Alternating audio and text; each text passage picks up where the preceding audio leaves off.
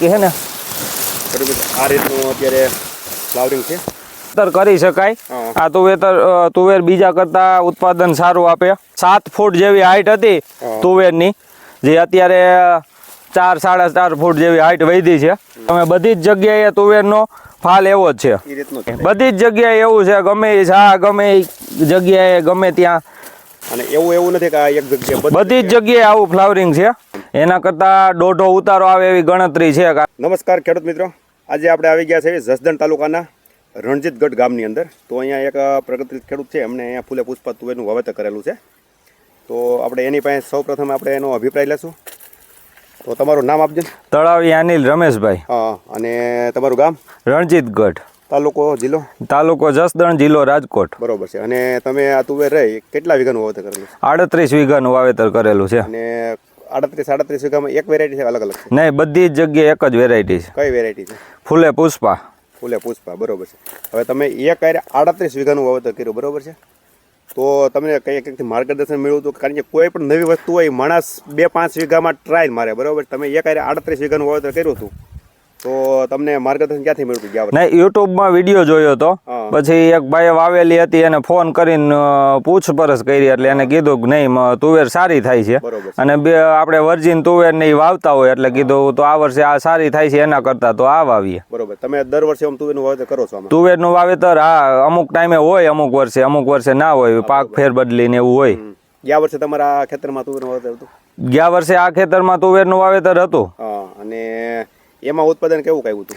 એમાં 17 મણ જેવી થઈ હતી. વર્જિન તુવેર હતી, એ 17 મણ જેવી થઈ હતી ગયા વર્ષે. અને આ વર્ષે આ તુવેર ફૂલે પુષ્પા, બરોબર છે, એની કરતા કેવું થશે? એના કરતા દોઢો ઉતારો આવે એવી ગણતરી છે. કારણ કે ગયા વર્ષ કરતા ફાલ પણ બહુ વધારે છે, અને સિંગુ પણ સારી છે, અને ડોકા પણ નમી ગયા છે. આમાં 7 ફૂટ જેવી હાઈટ હતી તુવેરની, જે અત્યારે 4-4.5 ફૂટ જેવી હાઈટ વધી છે.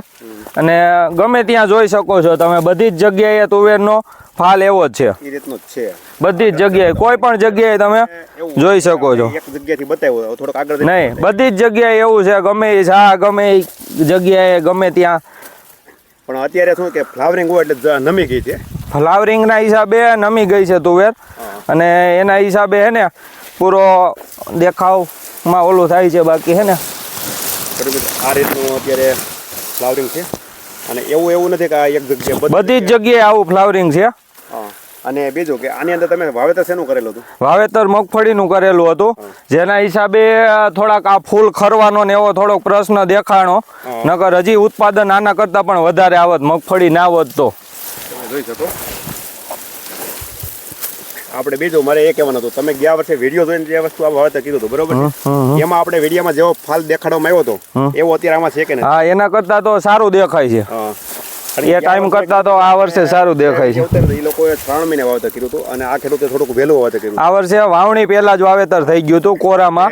જેટલું વહેલું વાવેતર કર્યું હોય ને એટલું ફ્લાવરિંગ સારું આવતું હોય છે. તમે જોઈ શકો.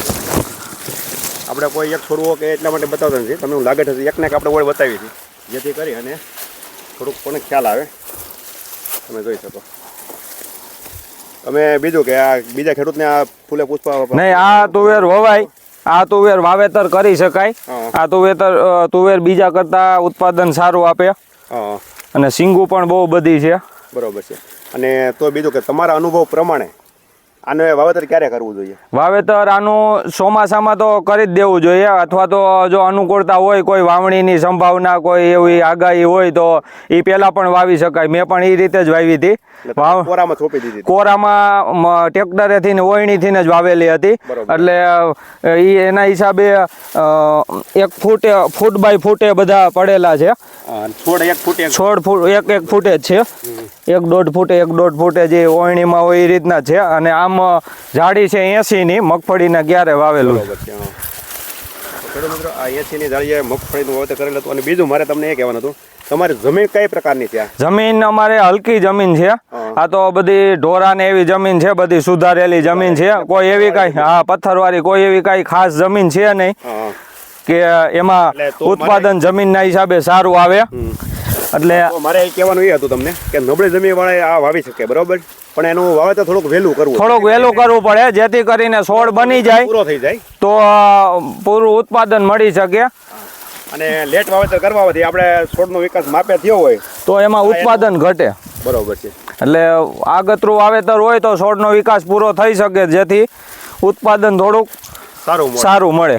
તો ખેડૂત મિત્રો, આજે આપણે આ વિસ્તારની અંદર આપણે જસદણ બાજુ હતા, કીધું કે આપણે ભાઈને મને વાત 2-3 વખત અમારે થઈ હતી.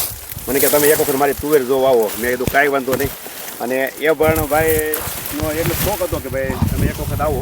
બધી જ જગ્યાએ એવું છે. આ બીજા શાહમાં બીજા ક્યારામાં ગમે ત્યાં જોઈ શકો. બધી જગ્યાએ ફ્લાવરિંગ ને તુવેર ને સારું જગ્યાએથી આપણે વિડીયો બનાવતા કે એવું પણ નથી. જોઈ શકો.